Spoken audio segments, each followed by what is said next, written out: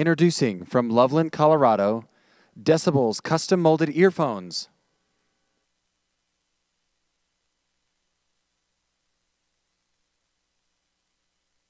You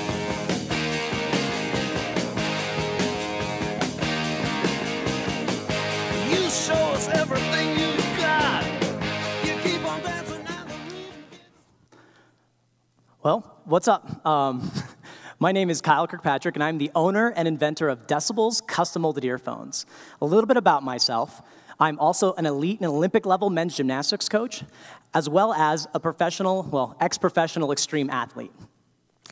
And I love my music. I think music enhances my life and makes everything better. And like most people, I love listening to music on my mobile device, my iPhone, and I love technologies that just enhances my life and make things better and easier. But I ran into a problem. And what that problem was, is that the problem I found was that I could never do the activities I loved while listening to the music I loved. And I tried all the earphones out there on the market today, and they either fell out, or the ones that stayed in were incredibly uncomfortable. So I went out and tried all the different types of earphones on the market. I tried over the ear, in ear, behind the ear, even sports-specific earphones. And unfortunately, none of them work. So I made my own pair. And I didn't do this for a business. I did this for selfish reasons. I just wanted a pair of earphones that worked. But my solution was so elegant and so good that I decided to make a pair for my friends and family for Christmas. And they're the ones that encouraged me to start Decibullz. So what are Decibullz? Well, Decibullz is a custom molded earphone system. Decibullz are quickly and easily molded by the user to the exact shape of their ears. Now this creates a perfect fitting earphone that'll never hurt and never fall out. And molding Decibullz is incredibly easy. All you do is heat up our thermoplastic molds in a cup of hot water, snap them onto your earphones, shape them to your ears, and that's it. You're done. And the best part is, if you don't like them for any reason, simply reheat them and reshape them. In fact, Decibullz are the only custom molded earphones in the world that are remoldable, and that's huge. So Decibullz are also affordable. The current custom earphones on the market today cost between $400 and $2,000. And I don't know about you guys, if I had a pair of $2,000 earphones, I'm not gonna take them to the gym. It's not gonna happen. So to get these made, you have to go to an audiologist. They make impressions of your ears. This is uncomfortable, this is time-consuming, and it's expensive. With Decibullz, no audiologist, no waiting. You can mold up your earphones in about 10 minutes. And the best part is we can do this for as low as $15. So why use custom molded earphones anyway? Well, the human ear is incredibly diverse. In fact, our ears are as unique to us as our fingerprints. So the only way to get an earphone that truly fits and is truly comfortable is to custom mold it to the unique shape of your ears. Now, Decibullz isn't a product though. It's a technology. And I want to take this technology to other products and other markets. For instance, Bluetooth. Bluetooth earphones are huge, and I don't mean they're popular, I mean they're huge. They don't stay in, they're uncomfortable, and they're heavy. With Decibullz technology, we can keep these earphones in and secure. Ear protection and earplugs is another type of product that will be really beneficial from using our Decibullz technology. Security and military radios. These guys wear these earphones all day, and they need to count on a fit that's secure and made just for them, and that they can wear comfortably. So the hearing aid market is another one where we can have a huge impact in. The current process of going into an audiologist, getting these custom molds made, shipped out is expensive, it's time-consuming, and it's obnoxious. With Decibullz, you can go into the audiologist and walk out with a hearing aid made just for you, for a fraction of the price. This young lady stopped by our CES booth and just molded up one of our earphone molds to her hearing aid and loved it. She loved that she could choose the color, the fit, everything about it. So what's our plan? Well, the headphone and earphone industry is a $2.3 billion a year market. And combine that with the $4 billion a year market that hearing aids do yearly, we think we can get a large chunk of those markets using the Decibullz technology. And we divide our business plan up into 3 main phases. So let's talk about phase 1. First part of phase 1, sell my car. As a gymnastics coach, I didn't make a lot of money, so I needed to sell my car, and I love that car. Looking at it hurts my heart. I'll move on. But I used that money to pay for these. We have a great, defendable, strong patent that covers hearing aids, security radios, earphones, Bluetooth devices, and everything. And we're in the final phases of our non-provisional patent, and we're expecting it to be issued any day. We also filed within the PCT, so we're internationally patent pending. I needed money after that, so I got Gary Solomon in as our first and only investor, and he was able to give us a little bit of funding to keep us going a little bit longer. And so we got our registered trademark, and then we hit a roadblock. And that roadblock was manufacturing. No one had ever molded or manufactured this material before. So it was very difficult to find. No injection molders would put this in their machines. They didn't want to touch it. Fate stepped in. This is my neighbor, Phil. He happens to be an injection molding expert. And between me and him, we spent a year in development on trying to learn how to mass produce the Decibullz molds. We then built a website so we could do a 1K test launch. So we made 1,000 units that we wanted to get out there, and we want to see who's buying and what markets are they buying, how much are they buying our earphones for, what do they like about them, what do they not like about them, what can we do better? And we wanted to take that knowledge and move on to phase 2. Now, phase 2, again, was taking everything and all the knowledge from the 1K launch and making a retail-ready, beautiful product. So one of the main pieces of feedback we got back was our sound quality. People loved our fit, they loved the comfort, they loved the molds, they didn't like the sound, and this hurt. Like, to see your baby up there, and Gizmodo's a big blog, and not saying beautiful things about our earphones hurt, but I didn't let it break me down. So I took our new earphones, and I took this as a challenge, and our new earphones this year at CES won the USA Today's Editor Choice Best of CES Award, as well as a CES Design and Innovation in Engineering Award. And they sound awesome. You don't have to take my word for it. Our customers agree. These new earphones sound great. So we had our designs and our prototypes, but we needed money to make this retail-ready product. So we reached out to the Kickstarter community. And with Kickstarter, we were able to raise $112K and get over 2,300 backers. Now, this is huge. This is one of the largest Kickstarter campaigns in Colorado history. And this just proves that there's a demand and a need for our product. We then went to China because if we were going to have problems, it was going to be in manufacturing. We learned that early on. And so we went in to set up our supply chain. What's a good factory? What's a bad factory? And we had many interesting experiences out there learning that. We'd never done anything like that before. So just kind of Decibullz shows up in China and figures it out, and it was very cool. And this is a good time to mention, we're doing this from my house. This is me in my garage. This is my kitchen today. This is my friends and family that have to help me ship out big orders. We ship out tons from my house. In fact, last week alone, we did over 3,000 orders in 4 days. Thank you, Mom, Dad, Justin, Jen, everyone that came over.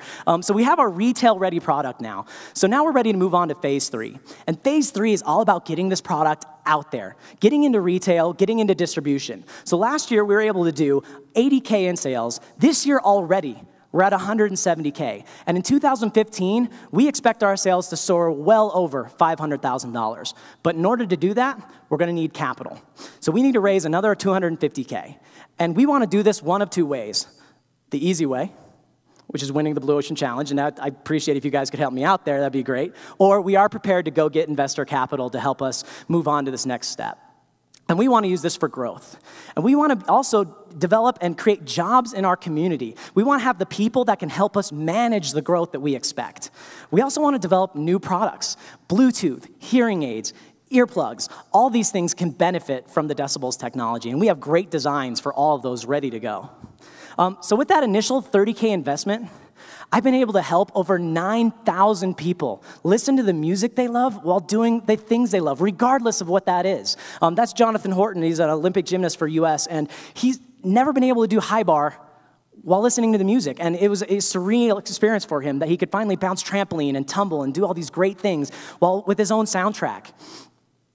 So we've done all that good with a small 30K investment. Imagine what we can accomplish with 250K. Thank you very much.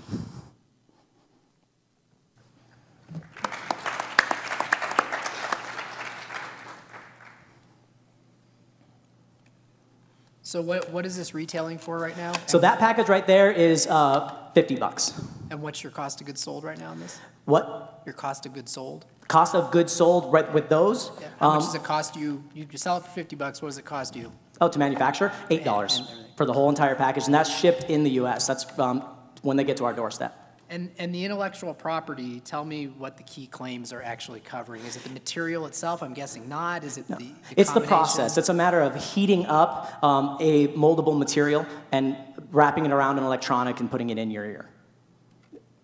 So it's a utility patent. So somebody else would create a material that could do it without heating it up. Yeah, and They're in trouble. those also exist. Yeah. But those materials you can't remold. Usually if it's a chemical reaction that's going to make that happen, it's that way forever. So it's a matter of the thermoplastic and the remoldability is our claim to fame. And how big are the companies that are selling products that use a chemical to fix in the molding? And that's something people still can do themselves, right? Yeah, some people can, they mold up a silicone, so the do-it-yourselfs are out there. There's a couple other companies that are doing a silicone-type earphone.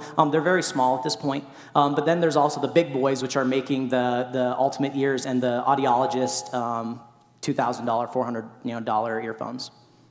And that's Ultimate Ears is the big player in that one. I think the remoldable is really intriguing. I race cars, and I had to multiple times reorder because putting a mold in is very uncomfortable and it's a weird feeling. And so I think that's really interesting. You talked a lot about, all the different things you could do with it. How do you kind of pick your immediate focus? Obviously, with Beats in the headlines, what do you go after today? Well, so. I went after, and I chose the athletic market because that's what I know. As a professional coach, and I know athletes and have connections in there, so that's the industry I'm familiar with, so that's what I went with. So that's where our focus is, but now we're noticing that people are buying these not just for athletics, they're buying them for a better fitting earphone because everybody has trouble in this sector. Also musicians, and so we're kind of letting the people buying them decide where we're going to focus. The exception to that is hearing aids. I really think that we can have a huge impact in the hearing aid world. Is your sales platform purely, what do you, back up, your first shipment, are these all Kickstarter shipments that you're making effectively? Kickstarters and pre-orders through our website. Yeah. So it was a good combination of the two. So yeah, with that big shipment we shipped out last week, which is exhausting, but that was mostly Kickstarter, but we also had 1,000 order that were people pre-ordering from our website as well. And we're currently selling online, Amazon and eBay, and we're in Radio Shack in Indiana. One Radio Shack in Indiana. And is it moldable, remoldable? What's kind of drawing people towards you? It's our price point, to be honest with you. It's the fact that they can make a custom molded earphone for or we have moldable adapters that snap onto third-party earphones, so for $15. But also, it's the custom fit and it's the comfort and the security. It's everything, to be honest with you. But what we're finding is mainly is that our price point is so much better than the similar products out there. What's the you somewhat answered it. What's the add-on for providing the remoldable piece to the third-party provider or another brand that has incredible entrenchment in the marketplace, but lacks this feature, which is a pretty solid feature? Yeah, it's $15 for a set of molds that you can snap onto most third-party standard earbuds. 15. $15. Yep. So that's at as low as $15. So if you really want an entry level, that's the way to do it. Yeah, and then what's that price for manufacturing? 15 is your $2.50 packaged in the warehouse each. $2. Yep, $2. And what was it? You said it was for the whole set. It was 15 to 50, or what did you say that? To make those, what you have there, that's $8 to make, and we sell them for $50. Yep. So what are the scale you got to get to big retail? What's your plan to get to large beyond one Radio Shack? How do you get to big retail? Well, my plan right now is to hire basically a retail consultant. Get a team that knows how to get these products, and they're out there. There are companies that do this, and I want to partner with those companies into getting direct. I want to go direct to retail if possible, but we are prepared to go into distribution, especially internationally. And we get tons of offers. I mean, email 2 or 3 emails a day from distributors that want to carry these products. So related question on your team slide, be more specific for me. What are the top couple key hires you think are critical to the leadership of this company? I think, shipping and logistics initially right out of the bat is going to be huge, just because that's taking a lot of my time personally. And so that'd be one of the first positions one of the first ones we are looking to hire. So once we get that out of the way, getting in a sales and marketing consultant or a sales and marketing team, I think is going to be one of our first steps. So who involved in the company has experience in a consumer products business? Nobody. You know, right? It's That's a gap? Well, it's me. So what we're going to rely on is, again, is that virtual company concept where we go out and find companies that are really good, that's just what they do, and we want to partner with them and use their expertise. And now we don't have to deal with that hiring process. We can just pay them a monthly or a commission to go out there. But that's the initial plan right now going forward. What's the use of proceeds for the 250K? The use of proceeds for the 250K. Yeah. That if we win this competition or our next round of funding. Yeah. Basically to like we were talking about, build out that initial team, hire those marketing consultants, hire those retail consultants, and get going, and basically push this product. And that's a large chunk of it. The other chunk is going to be developing new products. We already have designs for Bluetooth earphones and earplugs, but we need the capital to get moving on those.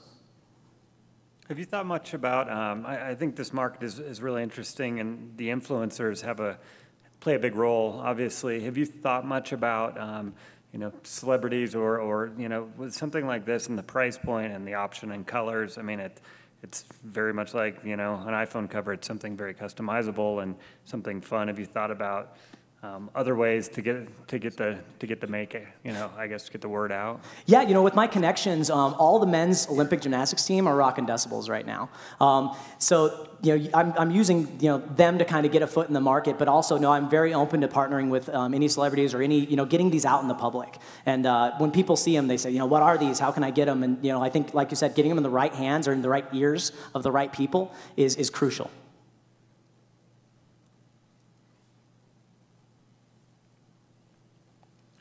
Why not a higher price point? Sorry, Dave. Why not a higher price point? I mean, it seems like when I look at products in the market, I stopped in the airport a few months ago and I didn't bring my ear stuff, so I needed to pick some up, and it's crazy money. So why only $50? This looks really sharp. Looks like you've got some unique patented features here, especially the remoldable capability. So why not go higher on price point? Well, you know, we might. You know, I just set that as my target price, but what we're finding is people will pay a lot more for them. But part of it is my story, and that I couldn't afford a pair of custom molded earphones. So I really wanted to bring these out to the masses and have a product that people could buy and use.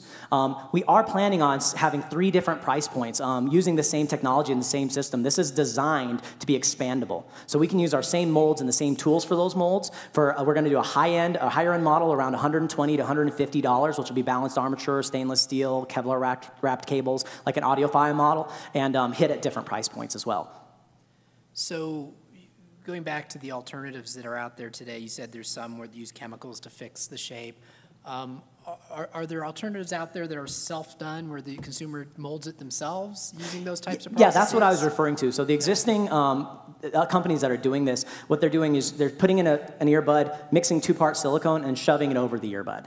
That seems to be, that's one of the companies up there. And the consumer just does that themselves. Yeah. And so is it the case then that the only advantage yours has over that specific alternative is that yours can be remolded if for some reason something changes? Well, that's the big advantage, is if you mess those up, you're done. You might even have to throw away your earphones, like after that first try. Right, if you step on them or something. Yeah, exactly. Right. The other thing is they use silicone, and silicone's nasty. I mean, it's hard to clean. It rashes. It's not necessarily a hygienic So you would argue that these are more comfortable? More comfortable, easier to clean as well, and I would say more hygienic. So how big has been the market and sell-through for those silicone-type alternatives that are out there? I mean, they're still better than just a fixed one, I would think. So my question is, if those things aren't selling like hotcakes, are those differences of yours really going to make the difference that yours sells in a huge way? Well, so my opinion on that is the guys that are doing that are a smaller company, and they have a patent on it, that mixing the silicone one, and they're really not big enough to market and get out there.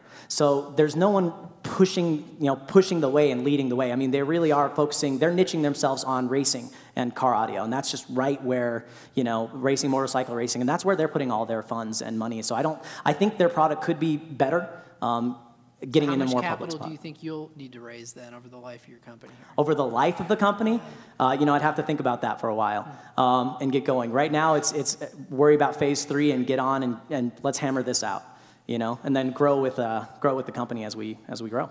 So most important question, now that you get some revenue and you had a small investment, have you been able to buy your car back yet? No. Everything goes back into Decibullz. Thank you.